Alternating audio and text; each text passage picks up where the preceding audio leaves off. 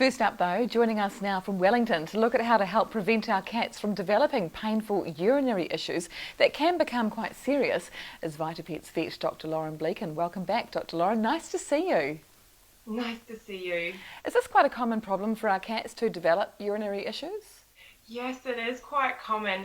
Cats are a little bit special with their toileting habits. They're fastidiously tidy, they're private, and yeah, just a bit quirky. So we do see it really commonly. In cats that are less than 10 years old, it's actually not normally a urinary tract infection. It's other conditions that we see. But in those cats over 10 years of age, that's when urinary tract infections become a lot more prevalent. Okay, so can it become serious? And if so, what should owners look out for?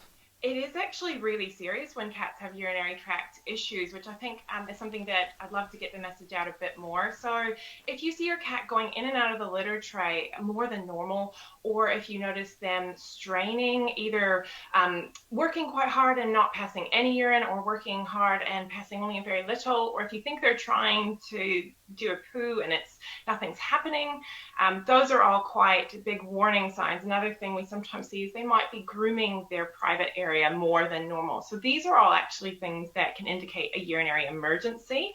And so it's not something you can leave a day and get the next appointment. You actually need to call your vet and get an appointment as soon as you can, in case they have something like a blocked urethra.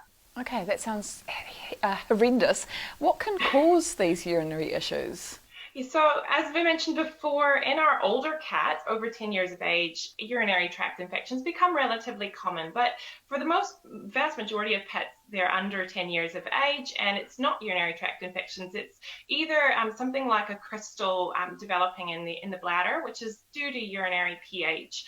Things like diet influence that, and that's where we get those blocked urethras. The other thing that we see really commonly is what we call FIC, which stands for feline idiopathic cystitis. So this is actually a stress condition largely, and given that cats are so quirky, stress and toileting patterns tend to go hand in hand. So what can we do to help prevent them from getting stressed? So with cats, as I said, toileting is a huge part of what can contribute to stress for them. So easy things we can do around the home is to address our cat's litter situations. So one good rule of thumb is one litter tray for every cat in the house plus a spare. So if you've got 3 cats, you should have 4 litter trays. This means that whenever a cat needs to go to the toilet, they're not going to encounter someone blocking the way for them. Another thing is to make sure that litter tray isn't somewhere that's in a busy area where they're going to get surprised or startled while they're doing their business. And good litter box hygiene is also really important. All these things can play into these conditions. So, Dr. Lauren, what type of litter options are available and what are the different benefits of each?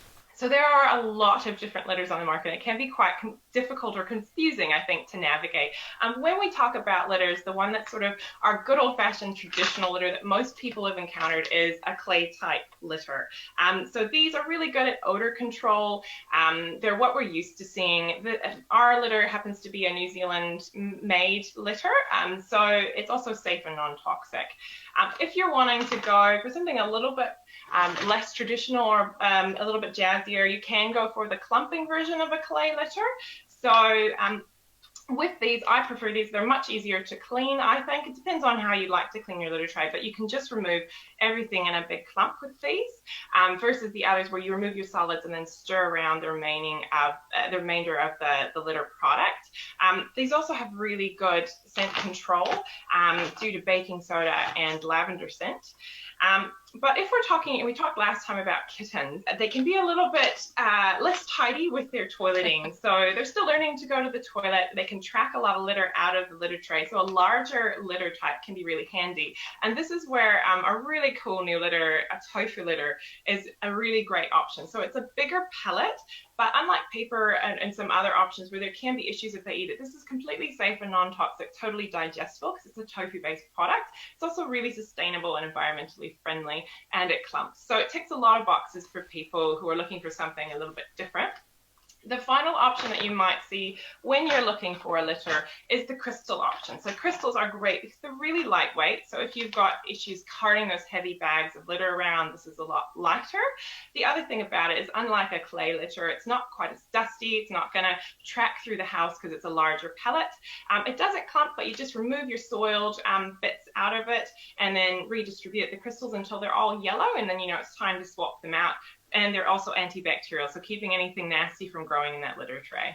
Dr. Lauren, I just have to point out that if you can hear any munching and chomping in the background, it's our 5.5-month-old Alfie. He's just chewing away on one of your VitaPet bones, one of your chew toys. Oh, fantastic. At least he's keeping himself busy doing something appropriate. Well, it was my earpiece half an hour ago, so that's good. Any last words of advice for our cat owners? I think the biggest bit of advice is that cats are going to decide what they want to do on their own. They can develop substrate preference, which is where they choose and nothing else but the thing they like will do. So it's good to know what the options are. It's good to have a play, but at the end of the day, your cat's going to tell you what they like best, and it's good to listen to them. Even if it's my garden bed? Maybe not then. Hey, thank you so much, Dr. Lauren. Lovely to see you as always. Lovely to see you as well. And for more expert pet advice, visit vitapet.co.nz, and VitaPet products are available in supermarkets nationwide.